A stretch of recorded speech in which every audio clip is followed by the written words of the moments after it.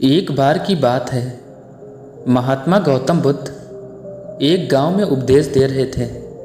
उस उपदेश में गौतम बुद्ध बता रहे थे कि क्रोध एक अग्नि है, क्रोध एक ज्वाला है, क्रोध विष है, क्रोध जहर है।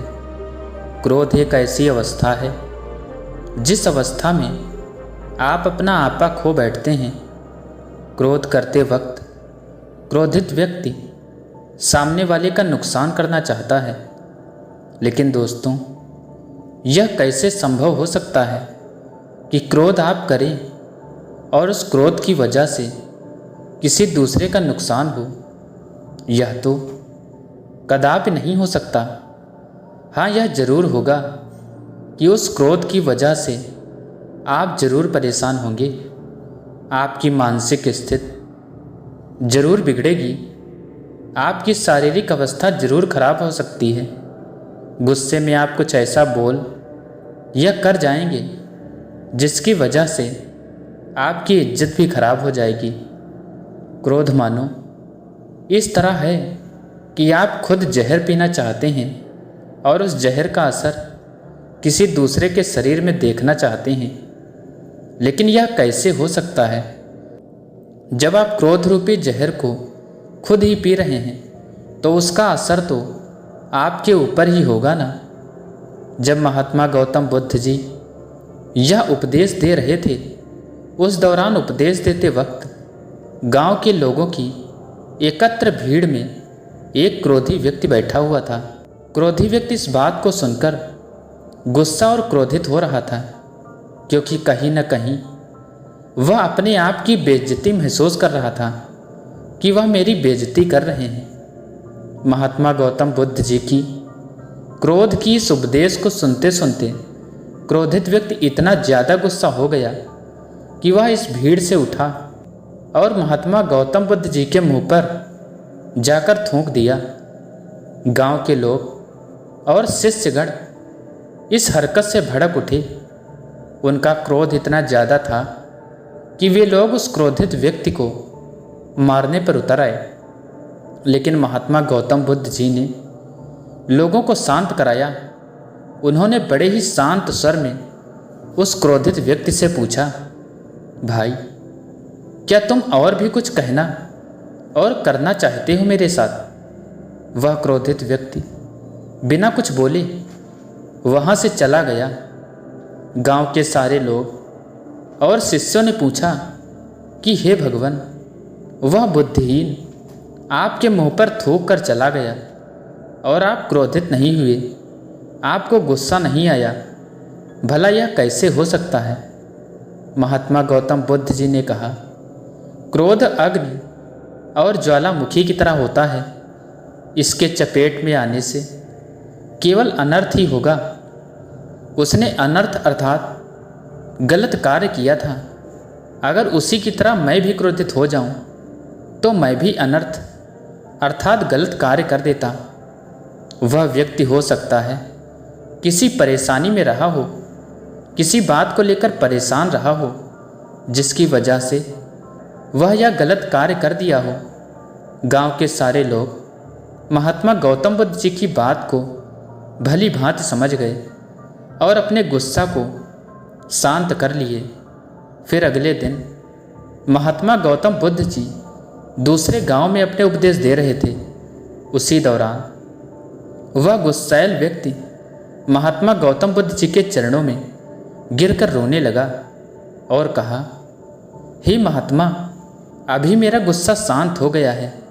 मैंने जो कल अनर्थ किया था उसकी वजह से मैं बहुत पछता रहा हूँ। मेरे जीवन में पहली बार ऐसा हुआ है कि मैं किसी पर गुस्साया और वह व्यक्ति कुछ नहीं बोला तथा नाराज़ भी नहीं हुआ, जबकि जो हरकत मैंने किया उस हरकत पर तो कोई भी मुझे मारने के लिए दौड़ता। कल रात से मुझे नींद नहीं आई है। सुबह से मैं आपको खोज रहा हूँ। खोजते खोजते आपके चरणों में आकर गिर पड़ा हूँ। मुझे माफ़ कर दीजिए। महात्मा गौतम बुद्ध जी ने कहा, कोई बात नहीं, मैं उस बात को कब का भूल चुका हूँ। मैं तो उस वक्त भी उस बात को गौर नहीं किया था जब तुमने मेरे मुंह पर थूका था। फिर उस व्यक्ति ने कहा, आप महान हैं। इतना सारा हो जाने के बावजूद भी आप मुझसे नम्र स्वभाव से बात कर रहे हैं। मेरा दोष देने की बजाय मेरे दोस्त का बचाव कर रहे हैं। इस नासमझी क्रोध की वजह से हुए पाप के लिए मैं आपसे क्षमा चाहता हूँ। गौतम बुद्ध जी ने कहा, तुम्हारा पश्चाताप तुम्हें तुम्हारे क्रोध के अग्नि से मुक्ति दिला दिया है। जाओ सुखी रहो। दोस्तों, क्रोध करके हम अपने दिमाग को खराब करते हैं। क्रोध करके हम अपने जुबान से कुछ भी उल्टा सीधा बोल देते हैं। क्रोध करके हम बेवजह किसी से झगड़ा कर लेते हैं। क्रोध करने से हमारे द्वारा की गई निरर्थक कार्य को घंटों तक, दिनों तक, सप्ताह तक या फिर महीनों तक उस बात को लेकर परेशान रहते हैं।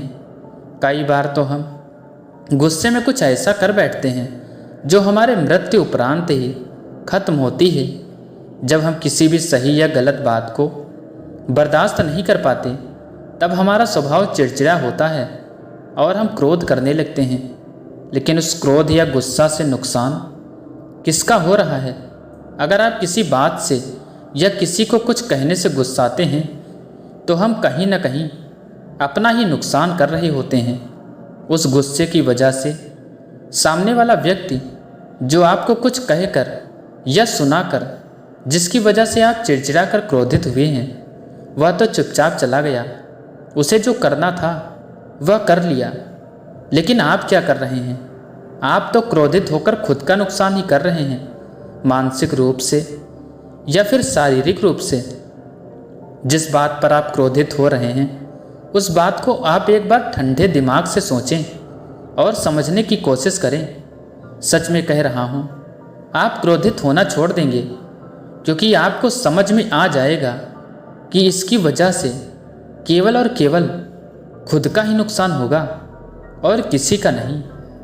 ये कहानी है एक सेठ की, जो हताश होकर आत्महत्या करने की कोशिश करता है, और तभी उसे एक संत रोक लेते हैं और उसे जीवन में सुख और दुख दोनों को समान भाव से देखने का ज्ञान देते हैं। धूप अंधेरी रात में एक व्यक्ति नदी में कूदकर आत्महत्या करने का विचार कर रहा था।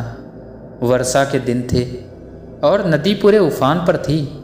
आकाश में बादल घिरे थे और रह रहकर बिजली चमक रही थी। आकाश में बादल घिरे थे और रह रहकर बिजली चमक रही थी। वो शख्स काफ़ी धनी व्यक्ति था, लेकिन अचानक हुए घाटे से उसकी सारी संपत्ति चली गई थी। उसके भाग्य का सूरज डूब गया था। चारों ओर निराशा ही निराशा थी और भविष्य नज़र नहीं आ रहा था। उसे कुछ सूझ नहीं रहा था कि वो क्या करे। तो उसने स्वयं को समाप्त करने का विचार कर लिया और नदी में कूदने के लिए जैसे ही चट्टान के छोर पर खड़ा होकर वह अंतिम बार ईश्वर का स्मरण करने लगा, तभी दो बुजुर्ग परंतु मजबूत बाहों ने उसे रोक लिया। बिजली की चमक में उसने देखा कि एक वृद्ध साधु उसे पकड़े हुए हैं। उस वृद्ध ने उससे निराशा का कारण पूछा और किनारे लाकर उसकी सारी कथा सुनी। फिर हंसकर बोला, तो तुम ये स्वीकार करते हो कि पहले तुम सुखी थे? सेठ बोला, हाँ, मेरे भाग्य का सूर्य पूरे प्रकाश से चमक रहा था। सब और मान सम्मान और संपदा थी। अब जीवन में सिवाय अंधकार और निराशा के कुछ भी शेष नहीं रहा। वृद्ध फिर हंसा और बोला, दिन के बाद रात्रि है और रात्रि के बाद दिन। जब दिन नहीं टिकता तो रात्रि भी कैसे टिकेगी? परिवर्तन प्रकृति का नियम है। ठीक से सुनो और समझ लो। जब तुम्हारे अच्छे दिन हमेशा के लिए नहीं रहे, तो बुरे दिन भी नहीं रहेंगे। जो इस सत्य को जान लेता है, वो सुख में सुखी नहीं होता और दुख में दुखी नहीं होता। उसका जीवन उस अडिग चट्टान की भांति हो जाता है, जो वर्षा और धूप में समान ही बनी रहती है। सुख और दुख को जो संभाव से ले, समझ लो कि उसने स्वयं को जान लिया। सुख दुख तो आते जाते रहेंगे। यही प्रकृति की गति है। सोचो, यदि किसी ने जीवन में एक जैसा ही भाव देखा, हमेशा सुख का ही, जिस चीज़ की आवश्यकता हुई उससे पहले ही वो मिल गई उसे, क्या वो कुछ उपहार पाने की खुशी का अनुभव कर सकता है? दुख ना आए तो सुख का स्वाद क्या होता है, ये कोई कैसे जाने। इसलिए जीवन में सुख और दुख दोनों जरूरी हैं। जो इस शाश्वत नियम को जान लेता है उसका जीवन बंधनों से मुक्त हो जाता है।